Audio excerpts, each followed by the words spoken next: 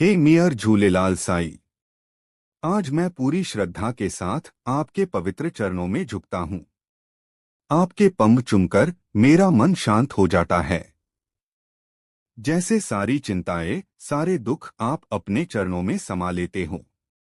साईं, मुझे हमेशा अपनी शरण में रखना। मेरे हर कदम को अपने आशीर्वाद से रोशन करना। आप ही मेरी आस हो, आप ही मेरी ताकत हो। जय झूलेलाल। तुझो जट